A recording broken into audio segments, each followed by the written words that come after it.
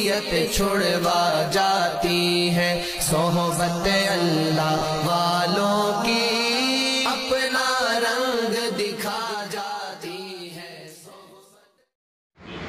وعلى آله وأصحابه أجمعين وعلى كل من تبعهم بإحسان إلى يوم الدين، أما بعد۔ مجھے اندازہ ہے کہ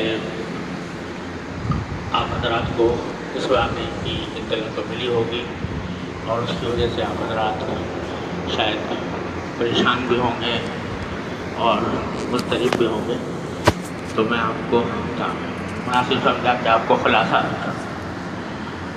میں جمعہ کے دن بیت المکرم میں جمعہ پڑھاتا ہوں، اور اسی کے لیے آج روانہ ہوا تھا، اور میرے ساتھ میری گاڑی میں میری اہلیہ بھی تھیں، اور ایک میرا چھوٹا پوتی، وہ 6-7 سال کے بچے وہ بھی تھے، اور ایک گارڈ جو عام طور سے اس کا نام فاروق ہے، وہ پولیس کی طرف سے آیا کرتا تھا، وہ میری اگلی سیٹ پر بیٹھا ہوا تھا، اور ڈرائیور حبیب میرا جو ہے وہ ڈرائیونگ سیٹ پر تھا۔ تو جب ہم منہاس روڈ کے اوپر پہنچے تو اچانک فائرنگ کی بارش شروع ہو گئی، یعنی ہماری گاڑی کو نشانہ بنا گئی، اور سامنے سے یعنی سامنے کی جو سمت ہے اس سے دائیں سے بائیں سے، اور مسلسل فائرنگ کا ایک بارش ہو گئی۔ اس میں میرے ڈرائیور کو یہاں 2 گولیاں یہاں لگیں، اور میرے ساتھ جو گارڈ تھا اس کو یہاں گولی لگی، اور لیکن اللہ تعالیٰ کا فضل و کرم ہے کہ میں یا میری اہلیہ یا بچوں کو سوائے اس کے کہ شیشے ٹوٹ کر اڑے تھے، تو وہ شیشوں کے جو ٹکڑے آئے وہ جسم کے اندر انہوں نے کچھ تھوڑی سی زخم پیدا کیے، لیکن گولی اللہ تعالیٰ کے فضل و کرم سے کوئی نہیں لگی۔ اور پھر وہ لوگ جو حملہ آور تھے، وہ آگے جانے کے بعد شاید ان کو یہ خیال آیا ہو کہ ہم جس کو نشانہ بنانا چاہتے تھے وہ ابھی تک شاید نہیں بنا، تو پھر دوبارہ لوٹ کر آئے، اور دوبارہ لوٹ کر آ کر پھر انہوں نے فائرنگ کی، اور پھر چاروں طرف سے برسائی۔ تو اس میں میرا جو گارڈ تھا وہ مزید گولیاں لگنے کی وجہ سے شہید ہو گیا، اور میرا جو ڈرائیور تھا وہ اس کے یہاں گولی لگی تھی، اس کا ہاتھ بیکار ہو گیا تھا، لیکن وہ بائیں ہاتھ سے گاڑی چلاتا ہوا نکلا، اور اس نے اس طریقے سے بڑی مہارت کے ساتھ اور بڑی جانساری کے ساتھ اس نے گاڑی چلائی، اور میں نے اسے کہا بھی کہ تمہارا ہاتھ زخمی ہو گیا ہے، تم اتر جاؤ، میں تم کو گاڑی چلا کے لے جاؤں گا وہاں ہسپتال تک۔ مگر وہ کہہ رہے کہ حضرت ایسا ہرگز نہ کریں، آپ خدا کے لیے پیچھے بیٹھے، یہ 2 مرتبہ حملہ کر چکے ہیں، آپ پر 3ری مرتبہ پھر ان کا اندیشہ ہے کہ حملہ کریں گے، لہذا آپ پیچھے بیٹھے اور ذرا سا نیچے ہو کر بیٹھے تاکہ گولیاں پڑیں۔ اس کے خون بہہ رہا تھا،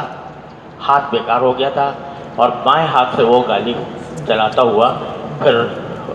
آپ اندازہ کریں نیپا چورنگی سے لیاقت نیشنل ہسپتال تک وہ خود چلا کے لے کے گیا، اور وہاں پہنچ کر میں نے جلدی سے اس کو اتارا اور گارڈ کو اسٹیشن پر ڈلوا کر اندر لے کے گیا ایمرجنسی میں، اور ساتھ میں جو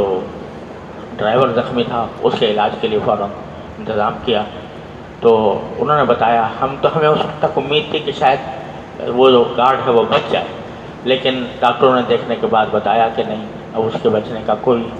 سوال نہیں ہے، اور وہ ختم ہو چکا ہے، یعنی یہاں آنے سے پہلے ہی ختم ہو چکا ہے۔ اور اس کے بارے میں انہوں نے کہا کہ یہ انشاءاللہ قابل علاج ہے، اور اس کا علاج ہوگا تو انشاءاللہ اس کی جان کو کوئی خطرہ نہیں ہے، لیکن وہ انشاءاللہ ہم اس کا علاج کریں گے۔ ادھر جو گاڑی ہمارے پیچھے تھی اس میں بھی ایک ڈرائیور تھا اور ایک گارڈ جو ہمارا یہاں دارالعلوم کا وہاں پہ دن بجے تھا، اس کا نام سنوب ہے، تو اس کو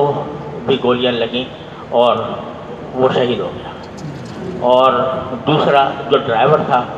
اس گاڑی کا عامر اس کا نام ہے، وہ بہت تشویشناک حالت میں ہے اور ہسپتال میں ہے. اس کا سنا ہے کہ آپریشن ہونے والا ہے. آپ سب حضرات سے درخواست ہے کہ مجھے اللہ تعالیٰ نے، مجھے تو کچھ معجزہ ہی ہوا کہ اللہ تعالیٰ نے مجھے، آپ حضرات کی دعائیں تھیں، اللہ تعالیٰ کا فضل و کرم تھا. یعنی میں اس کو کوئی مادی اعتبار سے اسباب کے دائرے میں اس کو کچھ تعبیر نہیں کر سکتا کہ کس طرح اللہ تعالیٰ نے مجھے محفوظ رکھا. مجھے میرے جسم پر خراش بھی نہیں آئی الحمدللہ، اور الحمدللہ میں بالکل بخیریت ہوں. اور الحمدللہ مجھے کوئی نہ گھبراہٹ ہوئی، نہ کوئی پریشانی لاحق ہوئی. اللہ تعالیٰ کے فضل و کرم سے میں صحیح سالم آپ کے سامنے موجود ہوں. لیکن جو میرے 2 ساتھی شہید ہوئے ہیں، میرا دل ان کی وجہ سے زخمی ہے، ان کے خاندانوں کے لحاظ سے. اور جو زخمی ہیں، جو ان میں سے ایک کی حالت زیادہ نازک ہے، آپ سب حضرات سے درخواست ہے کہ ان کے لیے دل سے دعا کریں کہ اللہ تعالیٰ ان کو صحت و عافیت کاملہ عاجلہ مستمرہ عطا فرمائے. السلام علیکم.